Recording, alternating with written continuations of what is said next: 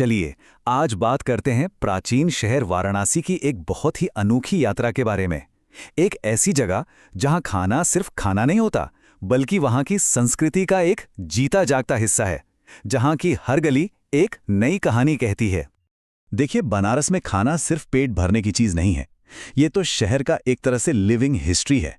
हर एक पकवान के पीछे एक कहानी है, एक परंपरा है जो न जाने कितनी पीढ़ियों से चली आ रही है।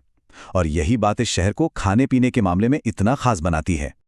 तो फिर सवाल ये है कि इस शहर की आत्मा तक, मतलब इसके असली स्वाद तक पहुंचा कैसे जाए?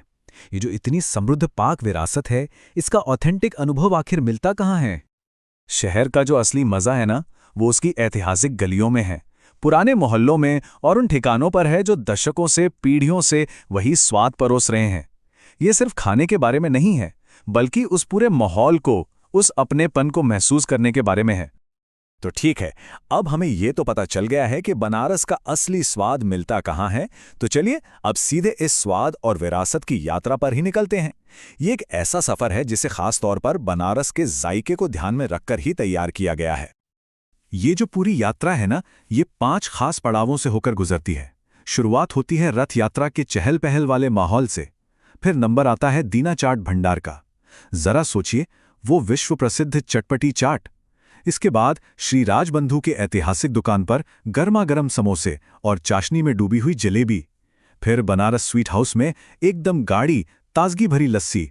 और आखिर में रविदास गेट पर एक पारंपरिक मीठे पान के साथ इस स्वादिष्ट सफर को पूरा किया जाता है। हाँ, खाना तो कमाल का है, इसमें कोई शक नहीं। लेकिन क्या ये सिर्फ एक और फूड टूर है? नहीं, बिल्कुल नहीं। इस जायके के पीछे एक बहुत गहरी और इंस्पायरिंग कहानी छुपी है, जो इस पूरे अनुभव को वाकई में खास बना देती है। और इस कहानी का जो दिल है ना, वो हैं वो महिलाएं जो इस पूरे एक्सपीरियंस को चला रही हैं। ये सिर्फ एक फूड टूर नहीं है, बल्कि ये एक सामाजिक क्रांति है जो वाराणसी की सड़कों पर पर्यटन को एक नई दिशा दे रही है। समझिए, ये कोई मामूली टूर कंपनी नहीं है। होली सिटी रिक्शा असल में एक सोशल एंटरप्राइज है, जिसे एक्सेस डेवलपमेंट सर्विसेज और इंट्रेपिड फाउंडेशन ने मिलकर एक खास लक्ष्य के साथ बनाया है: समाज में एक पॉजिटिव बदलाव लाना। ये जो नंबर है ना 50, ये सिर्फ एक आंकड़ा नहीं है। ये उन 50 महिलाओं की कहानी है जो कम आय वाले परिवारों से आती हैं और जिन्हें एक सम्मानजनक रोजगार दिया जा रहा है, ताकि वो आर्थिक रूप से आत्मनिर्भर बन सकें और अपने सपनों को पंख दे सकें। तो इस पहल का मकसद सिर्फ नौकरी देना नहीं है, बल्कि इसके लक्ष्य काफी बड़े हैं। पहला तो महिलाओं को पेशेवर ड्राइवर बनाकर उन्हें एम्पावर करना। दूसरा, वाराणसी में टूरिज्म की परिभाषा को और ज्यादा इंक्लूसिव बनाना, और साथ ही शहर को इको फ्रेंडली और सुरक्षित ट्रांसपोर्ट का एक बेहतरीन विकल्प देना। तो ये कहानी सिर्फ महिला सशक्तिकरण तक ही सीमित नहीं है। चलिए अब देखते हैं कि ये कैसे रिस्पॉन्सिबल और सस्टेनेबल ट्रैवल के एक बड़े कॉन्सेप्ट का हिस्सा बनती है। एक ऐसा विचार जो हमारे घूमने फिरने के तरीके को बदल सकता है।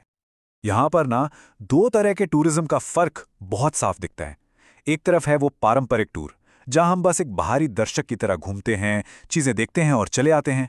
और दूसरी तरफ है ये मॉडल, जहां हर यात्री एक्टिव रूप से उस जगह के समुदाय में अपना योगदान देता है और एक मीनिंगफुल सोशल इम्पैक्ट डालता है।